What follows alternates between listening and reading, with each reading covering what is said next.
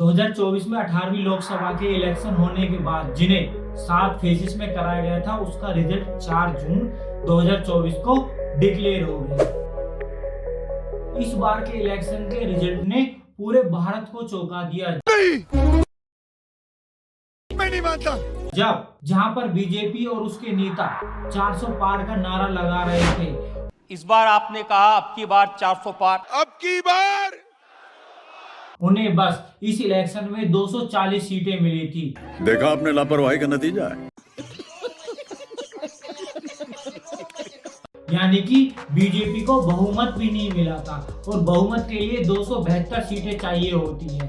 BJP की सरकार तो बन गई इस बार, लेकिन बहुमत की नहीं, गठबंधन की सरकार बनी है। लेकिन 4 जून को इलेक्शन रिजल्ट आने के बाद अगले ही दिन ऐसा कुछ होता है जिससे सारा देश चौंक जाता है, क्योंकि 5 जून को इंडियन नेशनल कांग्रेस के leader Rahul Gandhi press conference रखते हैं, जिसमें वो 4 जून को हुए स्टॉक मार्केट क्रैश को स्कैम का नाम देते हैं और उसके लिए जॉइंट पार्लियामेंट्री कमेटी की डिमांड करते हैं ताकि उस स्कैम को इन्वेस्टिगेट किया जा सके। तो ये जो आप देख रहे हैं, हिंदुस्तान की स्टॉक मार्केट की हिस्ट्री का सबसे बड़ा स्कैम है। What is the connection between the BJP, the fake exit pollsters, and the dubious foreign investors who invested one day before the exit polls were announced and made a huge profit? We demand a JPC into this. We are convinced that this is a scam. Rahul Gandhi ने पिछले महीने भी joint parliamentary committee की demand की थी अडानी कोल के scam को investigate करने के लिए, और अडानी पर यह एलिगेशन लगाया था कि उसने कुछ साल पहले जो तमिलनाडु गवर्नमेंट को कोल बेचा था वो बहुत ही लो क्वालिटी का कोल था, जिसे अडानी ने इंडोनेशिया से कम दामों पर खरीदकर तमिलनाडु गवर्नमेंट को हाई क्वालिटी का बताकर और 3 गुना प्राइस पर बेचा। राहुल गांधी कहते हैं कि जहां पर पूरा देश बिजली के बढ़ते हुए दामों से परेशान है और एयर पोल्यूशन से परेशान है, वहीं पर ये अडानी पूरे देश के साथ ये कोल स्कैम किया है। 4 जून को हुए स्टॉक मार्केट क्रैश को स्कैम क्यों कहा है और इसके लिए जॉइंट पार्लियामेंट्री कमेटी की डिमांड की है, इसे समझने से पहले समझते हैं कि ऐसा क्या हुआ था जिसकी वजह से राहुल गांधी ने इसे स्कैम का नाम दिया है। तो चलिए समझते हैं। डेक्कन हेराल्ड के न्यूज आर्टिकल के अनुसार 31 मई को स्टॉक मार्केट में एक ऐसी अनयूजुअल एक्टिविटी देखने को मिलती है जिसमें स्टॉक मार्केट ट्रेडिंग डबल हो जाती है अपने पिछले दिन से। ऐसा होना बहुत ही रेयर होता है और ऐसा जब होता है जब देश में कोई सरप्राइजिंग न्यूज या सरप्राइजिंग एक्टिविटी होने वाली होती है या अनयूजुअल एक्टिविटी होने वाली होती है। और 20 मार्च 2020 को जब WHO यानी कि वर्ल्ड हेल्थ ऑर्गेनाइजेशन ने कोरोना को ग्लोबल पैंडेमिक घोषित किया था, तब भी सिर्फ स्टॉक मार्केट में 22% तक की उछाल देखने को मिली थी, तब भी डबल नहीं हुई थी, जो कि एक सरप्राइजिंग न्यूज थी पूरे देश के लिए। लेकिन यदि बात करें लास्ट कब स्टॉक मार्केट ट्रेडिंग डबल हुई थी, वो हुई थी 16 मई 2014 को, जब 16वीं लोकसभा के इलेक्शंस का रिजल्ट आया था। उस टाइम पर पूरे देश के लिए सरप्राइजिंग थी, क्योंकि 2 दशक के बाद भारत में एक बहुमत सरकार बनी थी जो थी बीजेपी की सरकार। मोदी ने अपनी भारी जीत के लिए पूरे देश की जनता को, और ऐसा होना पूरे देश के लिए बहुत ही सरप्राइजिंग था, जिससे स्टॉक मार्केट की ट्रेडिंग डबल हो गई थी उस दिन। लेकिन 31 मई 2024 को तो ऐसे सरप्राइजिंग नहीं था जिससे स्टॉक मार्केट ट्रेडिंग डबल हो जाए। लेकिन उससे अगले दिन 18वीं लोकसभा के इलेक्शन, जिन्हें 7 फेजेस में कराया गया था, 7वें फेज के इलेक्शन होने वाले थे, यानी कि 1 जून को 7वें फेज के इलेक्शन होने वाले थे। और 31 मई को नेशनल स्टॉक एक्सचेंज ने स्टॉक कैटेगरी रिटेल इन्वेस्टर यानी कि आम आदमी के लिए, इंडियन म्यूचुअल फंड और फॉरेन इन्वेस्टर के लिए स्टॉक्स ओपन कर दिए। और तभी एक ऐसे फॉरेन ग्रुप की एंट्री होती है स्टॉक मार्केट में जो 58% खरीद लेता है। और ये सारी चीजें 31 मई को हो रही थी, यानी कि 1 जून को 18वीं लोकसभा के इलेक्शन होने के बाद जब इंडियन मीडिया अपने एग्जिट पोल निकालती है जिनको फेक पोल्स भी कह सकते हैं, जो गोदी मीडिया के द्वारा निकाले गए थे। जब इंडियन मीडिया अपने एग्जिट पोल निकालती है तो उसमें बीजेपी को क्लियर जीतता दिखाती है। कुछ चैनल बीजेपी को 300 पार प्लस दिखाते हैं और कुछ चैनल, यहाँ तक कि कुछ चैनल तो बीजेपी को 400 प्लस तक दिखा देते हैं। और जब 3 जून को स्टॉक मार्केट वीकेंड के बाद ओपन होती है तो stock market all time high पर पहुंच जाती है और ऐसा एग्जिट पोल की प्रेडिक्शन से देखने को मिलता है। और जिस फॉरेन ग्रुप ने 31 मई को 58% स्टॉक खरीदे थे, उनके स्टॉक की वैल्यू बढ़ जाती है। और जब 4 जून को 18वीं लोकसभा के एक्चुअल रिजल्ट आते हैं, बीजेपी बहुमत के लिए भी स्ट्रगल करती नजर आती है, जिससे पूरी मार्केट पैनिक कर जाती है और क्रैश हो जाती है, जिससे रिटेल इन्वेस्टर यानी कि आम आदमी इन्वेस्टर थे, उन्हें 30 लाख करोड़ यानी कि एक ही दिन में 30 लाख करोड़ का नुकसान हो जाता है। और जो फॉरेन इन्वेस्टर जिन्होंने 31 मई को 58% शेयर खरीदे थे, उन्होंने कम दामों पर शेयर बेचकर प्रॉफिट बना लेते 4 जून को। आम आदमी को 30 लाख करोड़ का नुकसान हो जाता है और 4 जून को stock market highest fall ever in history पर पहुंच जाती है। और इन्हीं झूठे एग्जिट पोल की वजह से 3 जून को स्टॉक मार्केट हाई जंप पर जाती है और फिर जब एक्चुअल रिजल्ट आता है 4 जून को तो स्टॉक मार्केट क्रैश कर जाती है, चाहे जाने या अनजाने में। एग्जिट पोल की वजह से स्टॉक मार्केट इन्फ्लुएंस होती है, चाहे ऐसा इंडियन मीडिया को किसी ने करने के लिए बोला था या नहीं, ये तो पता नहीं, लेकिन झूठे एग्जिट पोल की वजह से 4 जून को स्टॉक मार्केट क्रैश कर गई। और ऐसा एग्जांपल हमें देखने को मिलता है ऑस्ट्रिया देश के चांसलर के साथ, जो था सेबेस्टियन कुर्ज, जिसने 9 अक्टूबर 2021 को रिजाइन करने पर मजबूर हो गया था, क्योंकि उसने वहां की मीडिया को अपने फेवर में एग्जिट पोल दिखाने के लिए बोले थे, जो एग्जिट पोल उसको हर तरह से फेवर कर रहे थे।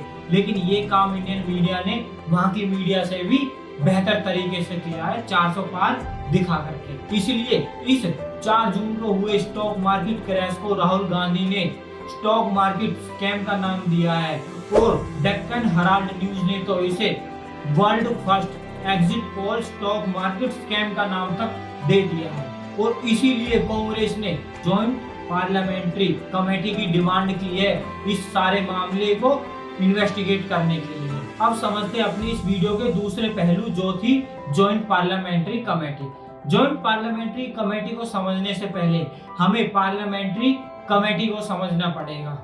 पार्लियामेंट्री कमेटी हमारी पार्लियामेंट की एक इम्पोर्टेंट पार्ट होती है, जो हमारी गवर्नमेंट के फंक्शंस में सपोर्ट करती है और पार्लियामेंट बहुत सारे कामों में भी हेल्प करती है। पार्लियामेंट्री कमेटी गवर्नमेंट के लेजिस्लेचर वर्क में बहुत ज्यादा सपोर्ट करती है। पार्लियामेंट्री कमेटी में 2 कमेटी देखने को मिलती है।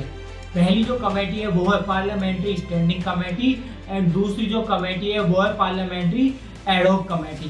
पहले समझते हैं पार्लियामेंट्री स्टैंडिंग कमेटी को, जो एक तरह से परमानेंट कमेटी होती है और जो कंटिन्यूअस बेसिस पर अपना काम करती है। और पार्लियामेंट स्टैंडिंग कमेटी 6 कैटेगरीज में डिवाइडेड होती है, जिसमें main financial committee, inquiry committee, day to day work committee और हाउस कीपिंग कमेटी शामिल है। और ये सारी कमेटीज कंटिन्यूअस बेसिस पर काम करती है। पार्लियामेंट्री की दूसरी कमेटी है पार्लियामेंट्री एडहॉक कमेटी। जैसे कि नाम से ही पता चल रहा है एडहॉक, एडहॉक का मतलब होता है टेम्पररी। इसका मतलब कि एडहॉक कमेटी को किसी खास काम के लिए बनाया जाता है और वो काम होते ही इस कमेटी को डिसॉल्व कर दिया जाता है। एडहॉक कमेटी 2 टाइप की होती है, पहली होती है इंक्वायरी कमेटी, दूसरी होती है एडवाइजरी कमेटी।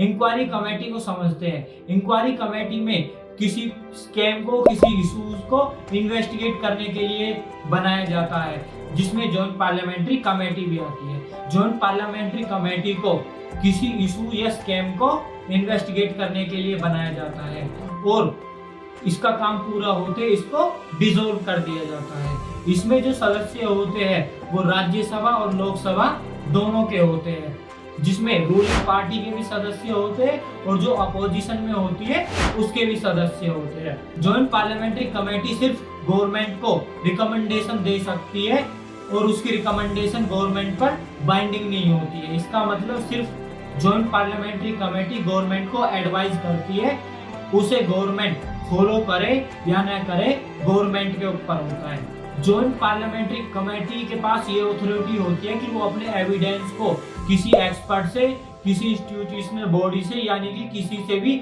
हेल्प ले सकती है अपनी इन्वेस्टिगेशन के दौरान। पार्लियामेंट्री स्टैंडिंग कमेटी में जहां पर मेंबर्स, जो उसके मेंबर होते हैं वो फिक्स होते हैं, लेकिन जॉइंट पार्लियामेंट्री कमेटी में उसके मेंबर्स फिक्स नहीं होते हैं। और आज तक कई बार अलग अलग इशूज, स्कैम को इन्वेस्टिगेट करने के लिए जॉइंट पार्लियामेंट्री कमेटी का गठन किया जा चुका है। पहली बार 1987 में जॉइंट पार्लियामेंट्री कमेटी का गठन किया गया था बोफर स्कैंडल को इन्वेस्टिगेट करने के लिए। बोफर एक स्वीडिश वेपन बनाने वाली कंपनी है जिसके साथ इंडिया ने डील की थी वेपन्स को खरीदने के लिए, लेकिन उसके खिलाफ ये आरोप लगे थे कि उसने इस डीलिंग में स्कैम किया है इंडिया के साथ, जिसमें इंडिया के कुछ लीडर्स भी शामिल है, जिसके लिए जॉइंट पार्लियामेंट्री कमेटी को गठन किया गया था इसको इन्वेस्टिगेट करने के लिए। और फिर 1992 में Harshad Mehta stock market scam के ऊपर जॉइंट पार्लियामेंट्री कमेटी का गठन किया गया था।